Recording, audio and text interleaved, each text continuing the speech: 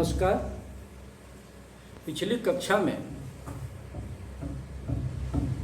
कक्षा 11-12 व्याकरण पढ़ रहे थे, जिसके अंतर्गत रस पढ़ाया गया था। आज आगे बढ़ते हुए हम अलंकार पढ़ेंगे।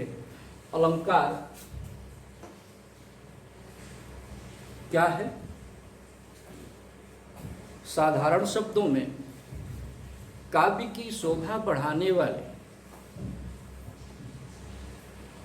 शब्दों को अलंकार कहते हैं, अर्थात जिन शब्दों से या अर्थों से काव्य पंक्ति की शोभा बढ़ती है उसे ही अलंकार कहते हैं। साधारणतया मनुष्य अपने रूप सौंदर्य को बढ़ाने के लिए अनेक प्रसाधनों का उपयोग करता है।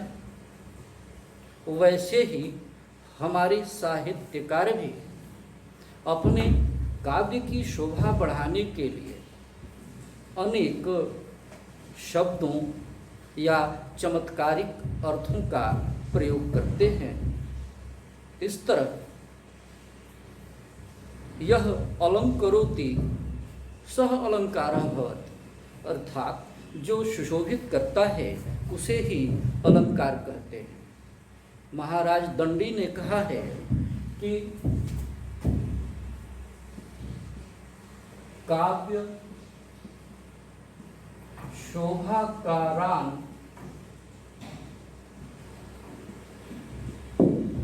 धर्मान अलंकारान प्रचक्षते, अर्थात जिन धर्मों से काव्य की शोभा बढ़ जाती है उसे ही अलंकार कहते हैं। अलंकार के दो भेद होते हैं।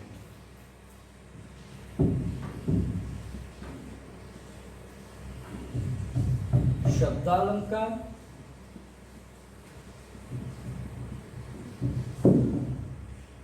अर्थालंकार। शब्दालंकार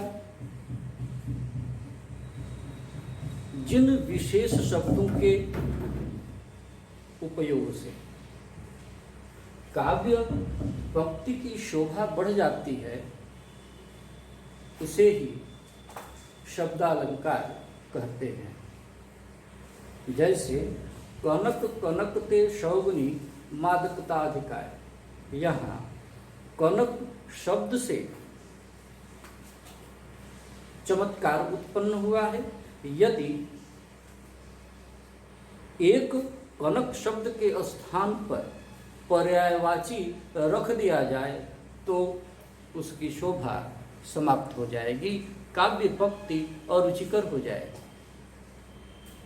इस तरह विशेष शब्दों के कारण काव्य पंक्ति में जब चमत्कार उत्पन्न होता है तब उसे शब्दालंकार कहते हैं। अर्थालंकार जब किसी शब्द के विशेष अर्थ से काव्य पंक्ति में शोभा उत्पन्न होती है तब उसे अर्थालंकार कहते हैं। शब्दालंकार के 3 भेद होते हैं।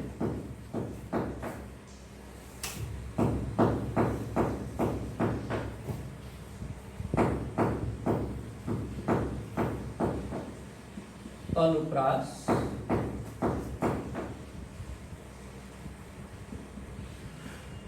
यमक, तीसरा श्लेष। अनुप्रास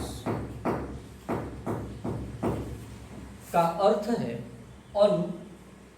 अनु मीन्स पीछे पीछे, अनु उपसर्ग है, अर्थात पीछे पीछे कहना अथवा पीछे पीछे चलना। अनुप्रास अलंकार जब किसी काव्य पंक्ति में एक ही वर्ण की आवृत्ति अर्थात दोहराव बार बार होता है तो उसे अनुप्रास अलंकार कहते हैं। अनुप्रास अलंकार के 5 भेद होते हैं।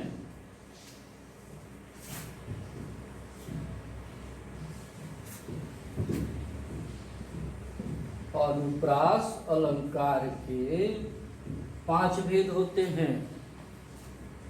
क,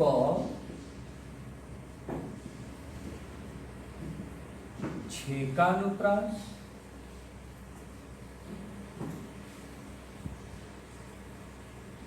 वृत्त्यानुप्रास,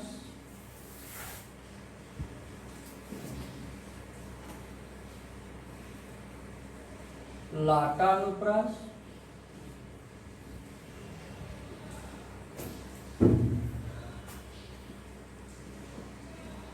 श्रुत्यानुप्रास,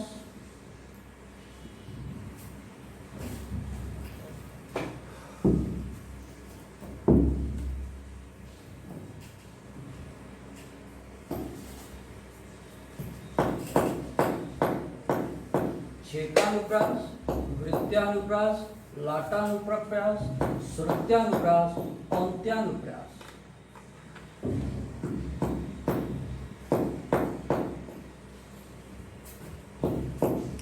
छेकानुप्रास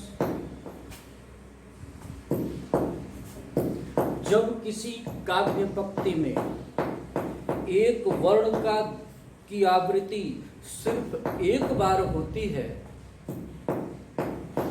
तो उसे छेकानुप्रास कहते हैं। अगेन, जब किसी काव्य पंक्ति में किसी वर्ण की आवृत्ति सिर्फ एक बार होती है तो उसे छेकानुप्रास कहते हैं। वृत्त्यानुप्रास जब किसी काव्य पंक्ति में किसी वर्ण की आवृत्ति बार बार हो तब उसे वृत्त्यानुप्रास कहते हैं। लाटानुप्रास जब किसी काव्य पंक्ति में एक ही शब्द के 2 विभिन्न अर्थ अव्यय करने के बाद, अन्वय करने के बाद निकलते हैं तब वह लाटानुप्रास होता है। श्रुत्यानुप्रास जब किसी काव्य पंक्ति में किसी विशेष उच्चारण स्थान से निकलने वाले शब्दों की, वर्णों की आवृत्ति होती है। लिसन अगेन, जब किसी काव्य पंक्ति में किसी विशेष उच्चारण स्थान से उत्पन्न होने वाले वर्णों की आवृत्ति होती है तब उसे श्रुत्यानुप्रास कहते हैं। उदाहरण आप अपनी बुक में देख लेंगे।